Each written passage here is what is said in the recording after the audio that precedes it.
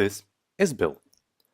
Bill ensures that all the technology at the University of Antwerp is used in an effective way. But Bill has a problem. He's overwhelmed by the constant buzz of new technology and has difficulties to decide whether a new innovation is the next big thing or the next big sell. He keeps waiting for a silver bullet, a magic formula, an answer to all his prayers. But it never happens. Of course, nobody can predict the future, but some insight into innovation hypes would certainly help. The spread of innovation has long been regarded as an organic process, much like the spread of a disease, which typically follows an S-shaped curve. Early adopters start promoting innovation, others follow their lead at an increasing rate as more are exposed to the technology, until almost everyone has adapted the innovation, which causes the rate to decline. Another perspective is the hype cycle of Gardner.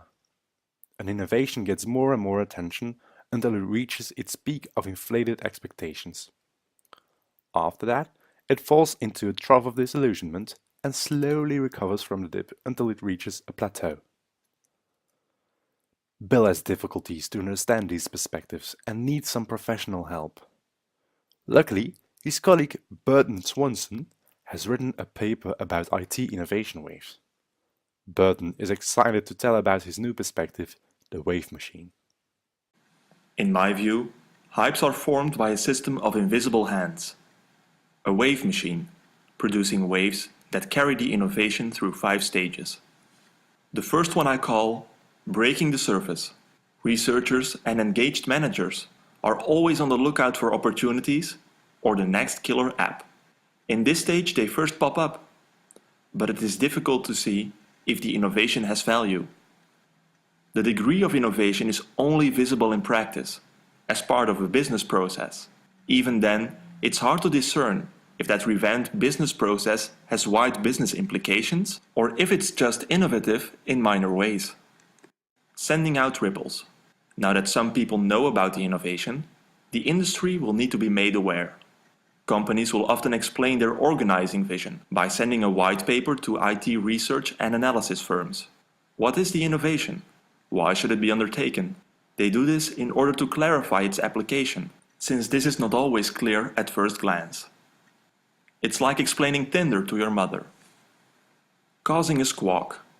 Next, the innovation will try to gain the attention of the IT community by being promoted at conferences and expositions. This remains challenging, since the IT community is used to claims of breakthrough products and concepts. The attention of the community is limited, since new innovations constantly pop up, which makes it hard to stay in the spotlight. Building the swell. The whole community is now buzzing. Everyone is talking about this new innovation. But talk only gets you so far. It's important now that businesses commit and adopt the innovation for 2 reasons. First, if many businesses start adopting the new technology, it will create a bandwagon effect. This means that adopters benefit from committing to the innovation if others do the same. For example, it would be useless if you were the only one using Tinder, so you'd benefit from others installing the app. Secondly, growing commitment from businesses attracts more attention. This attention can feed on itself and in turn increase the rate of adoption further, like a positive feedback loop. Riding the crest.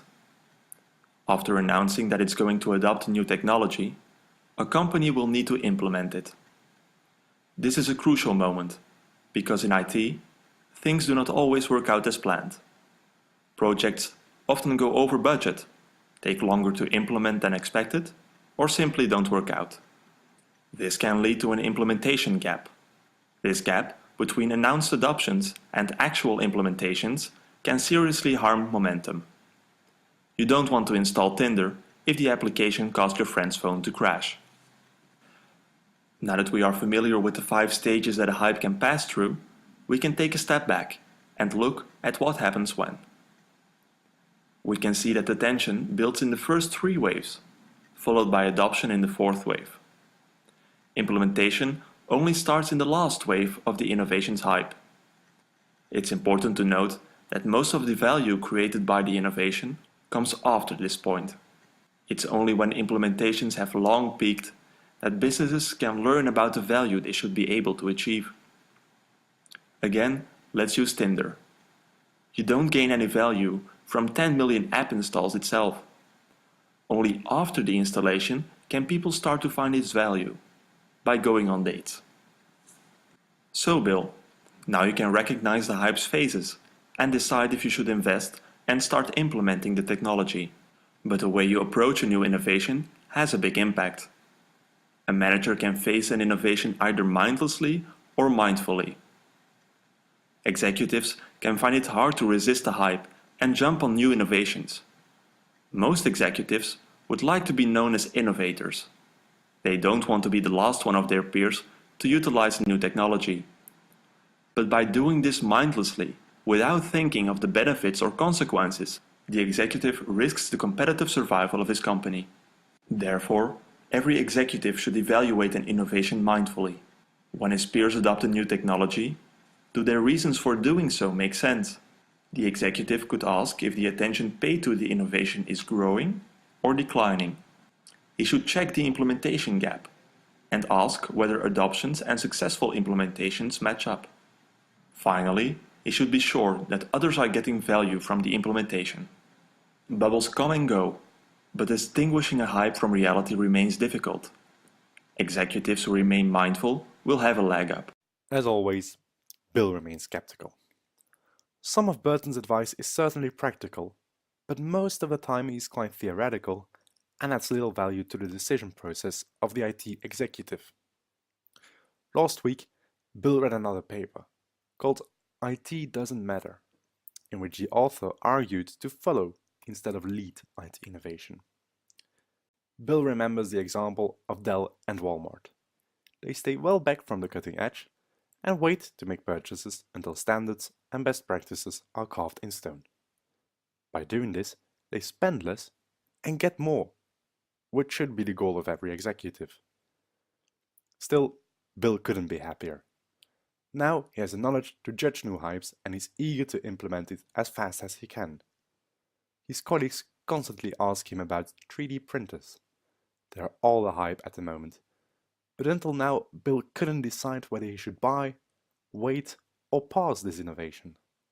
Now, Bill is ready to investigate.